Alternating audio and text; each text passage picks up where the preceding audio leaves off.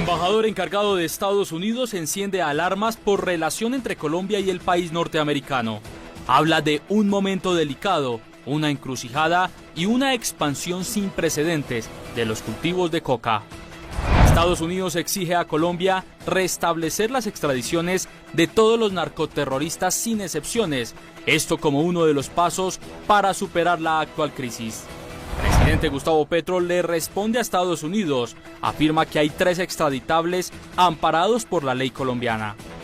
11 partidos políticos de oposición e independientes rechazan declaraciones del presidente Petro sobre desertificación de Estados Unidos. Procuraduría apelará a condena de la Jurisdicción Especial para la Paz sobre sobornos. Una mujer libre hace lo que se le da la gana con su clítoris y con su cerebro. Escándalo por frase del presidente Petro sobre mujeres, rechazo desde el sector político. Ultimátum de la Corte por la reforma pensional. Se estrenó la película Noviembre, inspirada en la tragedia del Palacio de Justicia hace 40 años. Esto y más en las noticias del entretenimiento. El embajador encargado de negocios de Estados Unidos en Colombia admitió que hay crisis bilateral tras la desertificación e instó al gobierno del presidente Gustavo Petro a, abro comillas, restablecer las extradiciones de todos los narcoterroristas sin excepciones. Cierro comillas. La decisión de desertificar a Colombia por parte de Estados Unidos ha sido un golpe en las relaciones bilaterales. En un evento oficial, el embajador encargado de Estados Unidos en Colombia admitió que existe una crisis y que los lazos se encuentran en un momento decisivo. Estamos en una encrucijada. El camino que elijamos juntos o por separado tendrá profundas consecuencias para ambos países. Manifestó la causa principal que llevó a la desertificación. Hoy, tanto los cultivos de coca como la producción de cocaína se encuentran lamentablemente por niveles récord, con incrementos durante varios años, pero también sostenido año tras año durante la actual administración también. Asimismo, Estados Unidos entregó a Colombia 3 puntos claves para superar la crisis. En ella piden reducir los cultivos de coca, aumentar la incautación de cocaína y el tercer punto y más enfático, Estados Unidos pide a Colombia restablecer la extradición de todos los narcotraficantes sin condiciones. Pedimos que restablecer con urgencia las extradiciones de narcoterroristas. Asimismo, anunció que no habrá sanciones hasta septiembre del próximo año, a menos de que ocurra un cambio significativo en las relaciones bilaterales. El presidente Gustavo Petro aseguró que no extraditará a las personas que hagan parte de un proceso de paz avanzado. El presidente Gustavo Petro respondió a la solicitud del gobierno de los Estados Unidos de reactivar con urgencia las extradiciones de narcotraficantes y aseguró que Colombia actúa bajo su propia legislación y no bajo órdenes extranjeras. La ley colombiana establece que si hay procesos de paz avanzados, entonces la extradición se suspende. El presidente obedece la ley colombiana, no las órdenes de gobiernos extranjeros. El mandatario explicó que durante su gobierno ha extraditado a los 400 solicitados por la Corte Suprema de Justicia que recibieron concepto favorable y precisó que solo hay 3 casos detenidos debido a que estas personas se encuentran en procesos de paz avanzados. Según el jefe de Estado, la ley permite suspender la extradición de manera condicionada en esos escenarios. En una carta, 11 partidos de oposición e independientes rechazaron las reacciones del presidente Gustavo Petro a la desertificación de Estados Unidos a Colombia. Y además advirtieron que dichas afirmaciones del presidente no representan la postura del país.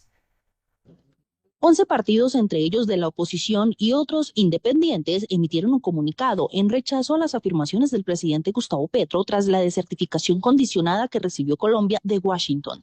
Aseguraron que no reflejan la postura del país y reiteraron su respeto al gobierno de Estados Unidos.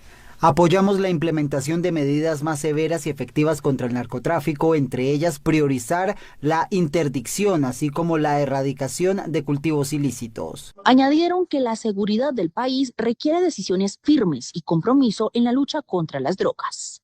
Colombia no puede resignarse a permitir que los cultivos de coca se acerquen a las 300.000 hectáreas, ni ver cómo se fortalecen los grupos armados ante la inacción del gobierno.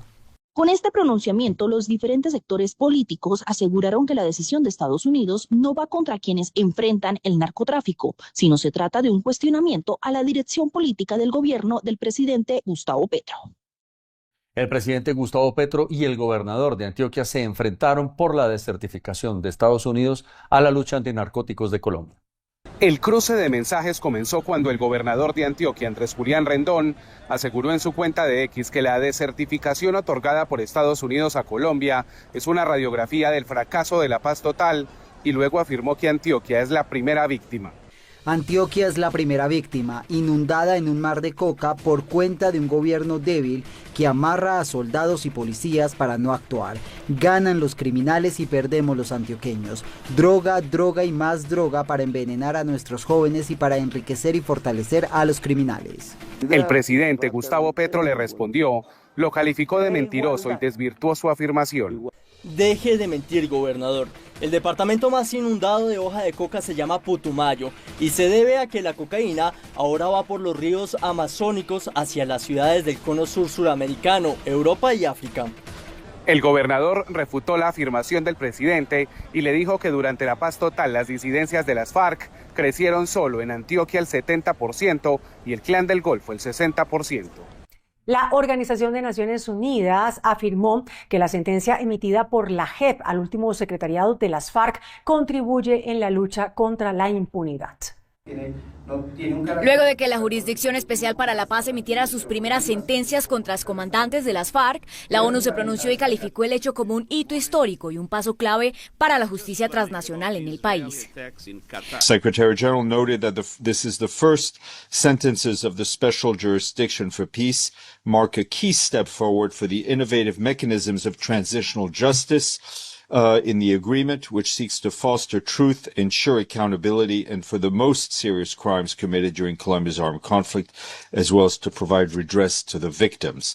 The Secretary General stresses that these decisions should be implemented in full and translated into actions of reparations on behalf of the victims. Asimismo, la ONU hizo un llamado al gobierno colombiano para garantizar las condiciones necesarias para la ejecución de las sentencias y afirmó su compromiso en la construcción de la paz.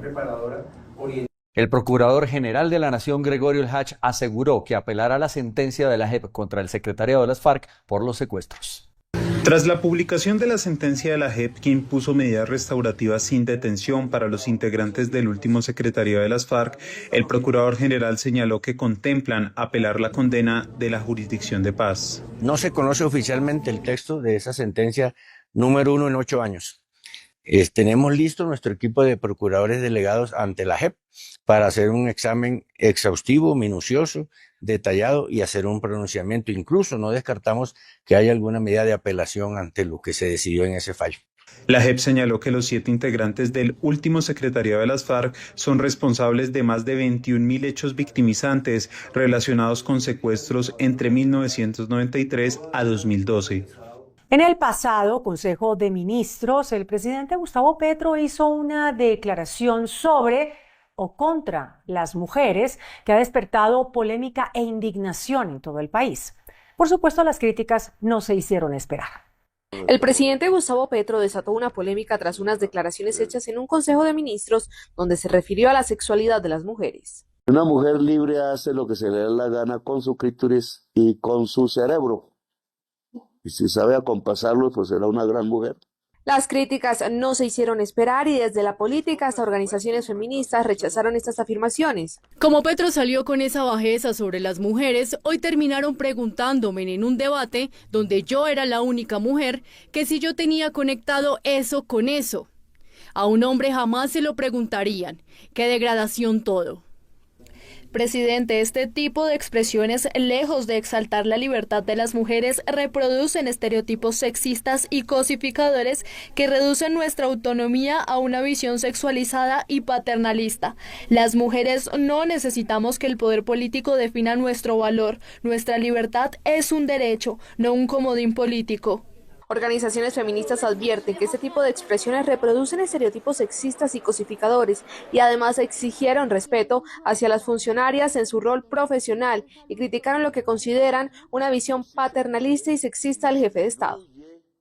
Ante una nueva controversial declaración del presidente Petro sobre las mujeres, los congresistas reaccionaron y le pidieron al mandatario que se concentre en la realidad del país. Las palabras del presidente Gustavo Petro en el pasado Consejo de Ministros asegurando que si una mujer sabe compasar su clítoris con su cerebro será una gran mujer, causó desagrado y rechazo entre algunas congresistas. Compasar el clítoris con el cerebro, mejor acompase su cerebro con la realidad del país. No necesitamos un presidente morboso, necesitamos un presidente serio. El clítoris no gobierna un país, el cerebro sí. ¿Que el suyo dónde está, presidente? Desconectado desde que llegó a la presidencia. Además cuestionaron que afirmaciones como estas se hayan vuelto recurrentes en las alocuciones presidenciales. Este tipo de frases machistas y misóginas se han vuelto el pan de cada día en las alocuciones presidenciales, que se la pasa diciendo que las mujeres tomamos decisiones por las hormonas, se la pasa diciendo que hay feminismos que matan, cuando el año pasado tuvimos más de 870 feminicidios en este país sin que el gobierno moviera un dedo para implementar de manera integral la emergencia nacional por violencia machista. También se la ha pasado justificando el nombramiento de hombres denunciados por violencia de género en su círculo más cercano de toma de decisiones. Las parlamentarias pidieron al presidente mayor respeto y concentrarse en la realidad que enfrenta el país. En el Consejo de Bogotá también rechazaron y criticaron las declaraciones desacertadas del presidente Gustavo Petro contra las mujeres. Una mujer libre hace lo que se le da la gana con su clítoris y con su cerebro. Yo creo que el presidente está dando un pésimo ejemplo de lo que es un jefe, de lo que es un líder del país, de lo que es un padre de familia, un esposo. Cosificar desde el lenguaje patriarcal y machista la dignidad y la libertad de las mujeres no puede ser. No existe un método en el que su sexualidad y su intelecto hable o no de si son valiosas o no las mujeres de nuestro país. Todas las mujeres de nuestro país son valiosas y hay que reprochar este comportamiento del presidente. Presidente que ganó con unas banderas feministas, con el apoyo de las feministas de este país. Esos comentarios no son solo desafortunados. Este señor debería estar investigado por violencia contra las mujeres. Señala a las mujeres como no debería hacerlo, las humilla, las denigra y desconoce su capacidad intelectual y el papel protagónico que tienen en nuestra sociedad. Este hecho refuerza las críticas sobre la forma en la que el presidente se refiere públicamente a las mujeres en medio de un contexto cada vez más sensible frente al respeto y la equidad de género. Entre tanto, el Senado aprobó una proposición que declara al Cartel de los Soles como una organización terrorista y criminal. Con 33 votos a favor y 20 en contra, el Senado aprobó una proposición que declara al Cartel de los Soles como una organización criminal transnacional y terrorista que, según los congresistas, amenaza la seguridad nacional y regional. Congresos de varios países de la región hemos hecho lo pertinente. Esperemos ahora que de una vez por todas el gobierno de Gustavo Petro entienda que no puede estar del lado del terrorismo. Y dicen los tribunales norteamericanos que nada más y nada menos que el jefe del Cartel de los Soles se llama Nicolás Maduro, que caiga sobre él todo el peso de la ley internacional. Sin embargo, senadores afines al gobierno aseguraron que esta decisión le corresponde al presidente de la República. Como Senado de la República nos debemos pronunciar, pero como órgano legislativo. El artículo 189 de la Constitución Política delimita las funciones del presidente de la República como jefe de las relaciones internacionales. La proposición, que tiene 6 artículos, también le pide al presidente Gustavo Petro que se suma a esta declaratoria. La Comisión Séptima del Senado reanudará la próxima semana la discusión sobre la reforma a la salud. Aunque se esperaba que esta semana la Comisión Séptima del Senado iniciara con el tercer debate de la reforma a la salud, el presidente de esta célula del Legislativo aseguró que el próximo martes se dará la discusión. Tendrán un plazo hasta el fin de semana, a más tardar el lunes, para que radiquen su ponencia, para que podamos llegar con todas las ponencias el día martes a empezar el debate. Y lo haremos en el orden en que lo establece la ley quinta. El senador Fabián Díaz manifestó que si hay una ponencia de archivo, apelarán como sucedió con la reforma laboral. Como ya lo hemos dicho, de archivarse la reforma a la salud en la Comisión Séptima del Senado, vamos a apelar. y que sea otra comisión constitucional la que avance esa discusión, tal como lo hicimos con la reforma laboral. Ya hay radicadas 2 ponencias, una positiva por parte de la bancada de gobierno y otra negativa de los senadores del Centro Democrático que integran esta comisión, asegurando que la reforma es inviable financieramente. El Partido Centro Democrático radicó una ponencia para archivar la reforma a la salud del gobierno Petro. Aseguran que esta iniciativa es una amenaza para los colombianos.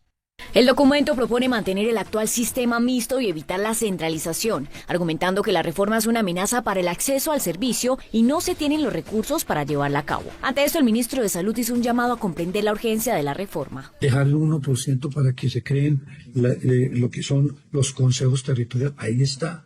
Y esperamos que podamos ponernos de acuerdo. Reveló que el gobierno no descarta realizar ajustes para el próximo año a la UPC, el dinero que el Estado gira anualmente a la CPS para cubrir los gastos de cada usuario tras detectar un billonario desfalco. Por el caso de este año, por ejemplo, ya encontramos 17 billones de pesos que no concuerdan, que los costos no son aceptables porque están muy por encima de los precios normales.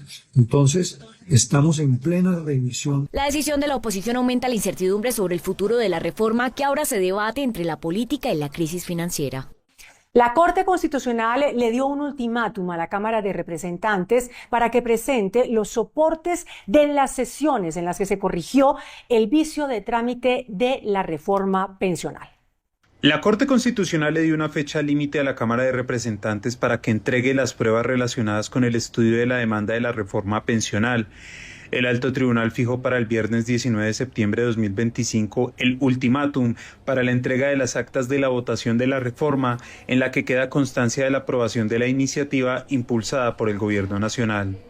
Y es que vale la pena recordar que la Corte devolvió a la plenaria de la Cámara la reforma para subsanar una serie de errores de trámite y ahora se busca determinar si el legislativo corrigió lo señalado por el Alto Tribunal. Por el momento, la entrada en funcionamiento de la ley está en veremos, mientras la Corte define si es exequible. El presidente Gustavo Petro propuso que el Banco de la República sea el único comprador de oro en el país para eliminar la riqueza producida por la minería ilegal. El presidente Gustavo Petro aseguró que la economía ilícita del oro se ha convertido en la principal fuente de financiamiento de los grupos armados en Colombia, incluso por encima de la cocaína, razón por la cual propuso que el Banco de la República vuelva a ser el único comprador de oro en el país mediante una reforma constitucional. Le propongo al Banco de la República volver a ser la única entidad compradora mediante reforma constitucional. Reiteró que su objetivo es formalizar esta actividad económica y reducir la influencia del crimen organizado en las zonas mineras. Daniel Palacios, exministro del Interior y ahora candidato presidencial, le propuso a los independientes ir a consulta en marzo para escoger un candidato único a la presidencia de la República.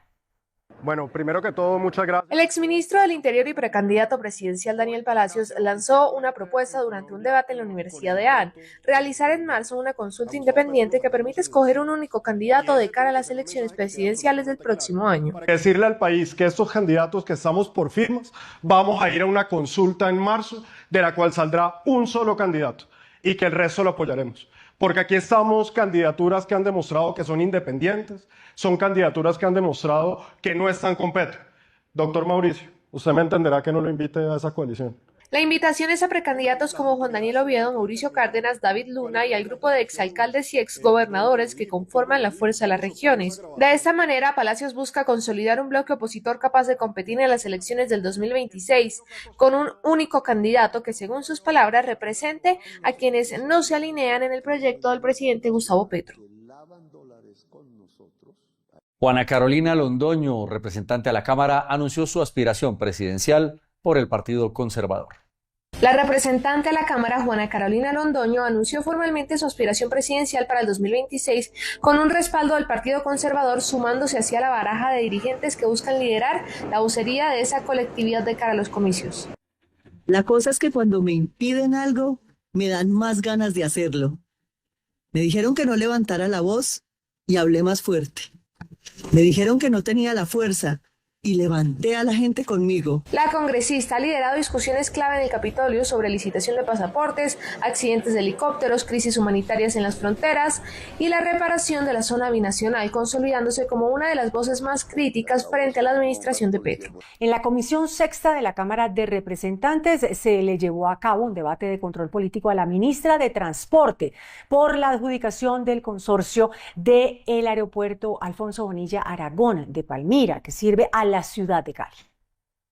La ministra de Transporte, María Fernanda Rojas, respondió en un debate de control político desarrollado en la Comisión Sexta de la Cámara de Representantes sobre el futuro de la terminal aérea de Palmira, el aeropuerto Alfonso Bonilla Aragón. Aseguró que la Agencia Nacional de Infraestructura está estudiando la adjudicación.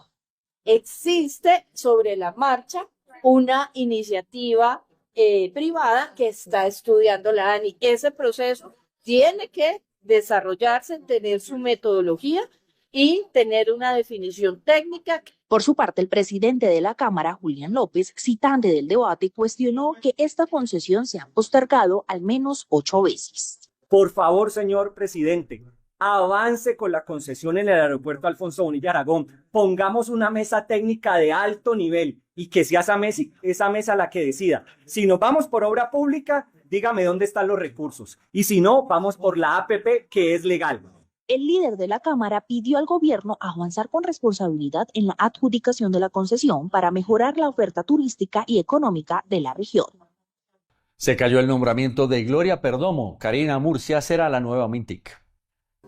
A través de la página de aspirantes de la presidencia se conoció que se echó para atrás el nombramiento de Gloria Perdomo como ministra de las TIC y se ratificó el nombramiento de Karina Murcia como jefe de esta cartera. Este reversazo se da luego de que el nombre de Perdomo quedara oficializado a través de su hoja de vida publicada en el portal de aspirantes de la presidencia, lo que generó expectativas sobre su asunción formal al cargo. Por su parte, Karina Murcia es comunicadora social especializada en gobierno y gerencia con maestría en derechos humanos. Nació en Puerto Asís y ha ocupado cargos en la misma cartera como directora de aspiración de TIC y estaba desempeñándose como ministra encargada mientras esperaba la oficialización del nombramiento de este ministerio.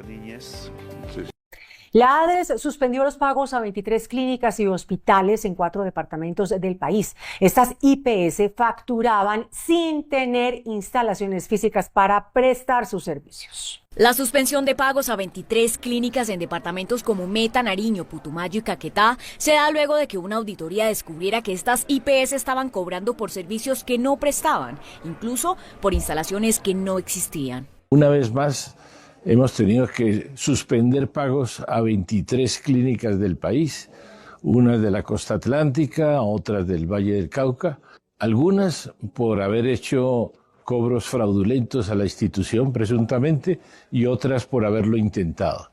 Las clínicas tienen la opción de contestar el recurso de reposición y si no es satisfactorio serán remitidas a la Fiscalía como sucedió el año anterior con 40 clínicas más, porque tenemos la obligación de cuidar y controlar los recursos del sistema.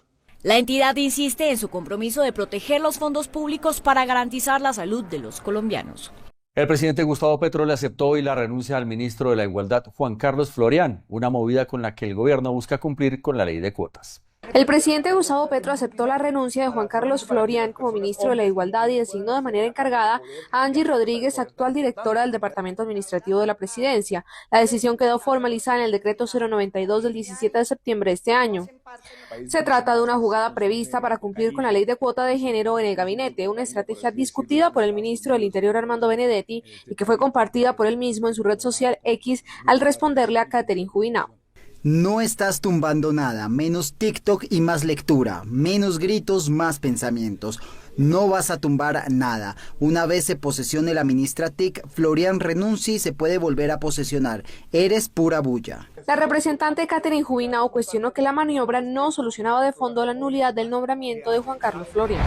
Las noticias económicas. Los transportadores reunidos en el Congreso de Colfecar advirtieron que la situación del sector es crítica. Persisten los asesinatos y los atentados y las pérdidas son billonarias. Crecimiento de la inseguridad en las diferentes carreteras del país. Muy buenas noches. Es la principal preocupación de los transportadores de carga reunidos aquí en Colfecar, en la ciudad de Cartagena, donde también se ha dado un reporte de 30 conductores asesinados, aumento de la extorsión y departamentos donde no se puede transitar las 24 horas. Se hace un llamado al gobierno nacional que hasta la fecha ha hecho caso omiso sobre el tema. El Congreso de Colfecar fue el escenario donde los transportadores de carga mostraron su preocupación por la situación de inseguridad que azota a este sector a lo largo del territorio nacional. Se han presentado cerca de 30 conductores asesinados, extorsiones y zonas donde se presentan paros armados y que hace inviable la circulación de vehículos. En varios departamentos como Norte de Santander, Chocó y Cauca no hay tránsito a las 24 horas. Persiste el miedo de los conductores a un tema donde el gobierno no ha dado garantías en materia de seguridad. Ya van más de 30 conductores asesinados, estamos teniendo empresarios que están siendo extorsionados, hay departamentos como el Chocó, donde estamos, digamos, sometidos a paros armados, donde no permiten el tránsito de vehículos de carga ni vehículos de pasajeros. Entonces realmente la situación se ha vuelto muy caótica para el sector. A este tema se suman más de 624 bloqueos que ya representan pérdidas para el sector de 1.7 billones de pesos. La dirigente sostiene que la situación es caótica y no se observa un acompañamiento del gobierno. El programa de seguridad de carreteras nacionales necesita también un empujón del Ministerio de Hacienda para que los recursos que nosotros pagamos, porque no vienen del Estado, realmente vayan en su totalidad para lo que fue hecho el programa, es decir, para seguridad física de los que somos usuarios de las vías. Pero desafortunadamente de ese programa solamente escasamente están llegando 50.000 millones cuando la realidad deberían ser 175.000. Finalmente, la presidenta de Colfecar se refirió al tema de la vía al llano, donde pidió soluciones estructurales. No hemos visto, digamos, que nos hayan convocado a una mesa a todo el sector transporte para que nos digan cuáles van a ser los planes de, no un paño de agua tibia, que es buscarle una pequeña vía que solamente está en un solo sentido, en esa vía rural que acondicionó Coviandina, sino cuál va a ser realmente las medidas estructurales para una vía que ya tiene más de 96 puntos críticos a los cuales todavía el gobierno no ha presentado un plan de acción. Además de las advertencias de Colfecar sobre la inseguridad en las carreteras del país, se suma el llamado del Gobierno Nacional de la Misión de Observación Electoral para que convoque la Comisión de Seguimiento Electoral y de garantías en materia de seguridad en las regiones del país de cara a las consultas de partidos y los consejos de la juventud. La directora de la Misión de Observación Electoral sostuvo que 2025 es uno de los procesos de mayores riesgos desde hace varios años. Insistió en la necesidad de medidas que garanticen la seguridad en el proceso electoral. Hay 4 departamentos, Cauca, Norte de Santander, Bolívar y Chocó, con los mayores riesgos. Hay que adoptar las medidas necesarias para poder hacer un manejo de riesgo adecuado que permita ir a un proceso electoral con seguridad para los candidatos, para los jurados de votación, para los funcionarios públicos y para los ciudadanos que se acercan a votar. Hizo un llamado al Gobierno Nacional para que se convoque la Comisión de Seguimiento Electoral y garantizar el buen desarrollo de las consultas de los partidos y los consejos de juventud. Hace más o menos mes y medio, 2 meses, no se convoca una comisión de seguimiento electoral. Sería oportuno convocarla teniendo en cuenta las consultas internas de los partidos, posiblemente de varias organizaciones políticas de izquierda, los consejos de la juventud y las actualizaciones que se han hecho al Plan Democracia. Se espera que el gobierno convoque lo antes posible dicha comisión. En otras noticias económicas, la Reserva Federal de los Estados Unidos, como esperaba el mercado financiero, recortó su tasa de interés 25 puntos básicos, situación que se refleja en la tasa de cambio con una caída en el precio del dólar.